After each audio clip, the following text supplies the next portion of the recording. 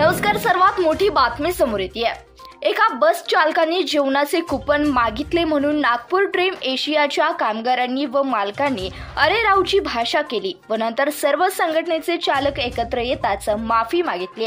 साहेब, जिथं जेवण मिळतं तिथं ड्रायव्हरती जेवण मागणे गुन्हा आहे का? व्हिडिओमध्ये दिसत असलेला सदर प्रकार हा अतिशय गंभीर आहे. माननीय मुख्यमंत्री फडणवीस साहेब, गडकरी साहेब, पालकमंत्री साहेब, सीपी साहेब, ठाणेदार साहेब, मीडिया, आपण एका ड्रायव्हरच्या व्यतेची दखल घेऊन त्वरित कारवाई करावी. हा प्रकार आहे नागपूर जिल्ह्यातील ड्रीम एशिया कठोल रोडचा. येथे ड्रायव्हर जेवणाचे कुपन काढायला गेले असता तिथले ड्रायव्हर अलाउड नाही म्हणाले. त्यांना या संदर्भात जाब विचारले असता येथील व्यवस्थापक सह स्टाफने धमकावून मारायला आले. त्यांना कुठला धाक दरारा नाही का? देवेंद्र फडणवीस साहेब, जेवण मागणे गुन्हा आहे का?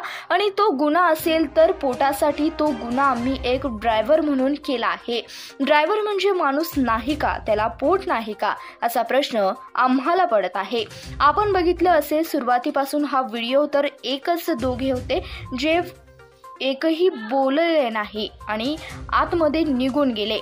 आतमधून सर्व प्लॅन करून आले आणि सर्व त्या ड्रायव्हरच्या अंगावर धावून गेले. तर आमचा ड्रायव्हर हटला नाही. सर्वांवर एकटा भारी पडला. एकट्या ड्रायव्हरला उत्तर द्यायला इतकी माणसं लागली, हीच तर आमची ताकद आहे.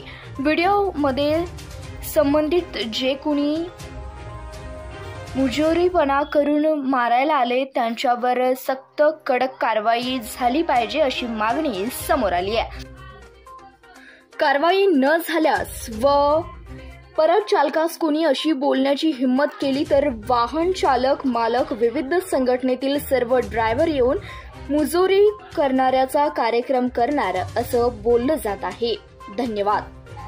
प्रतिनिधी इरफान बारगेर, CBS न्यूज मराठी, सांगली.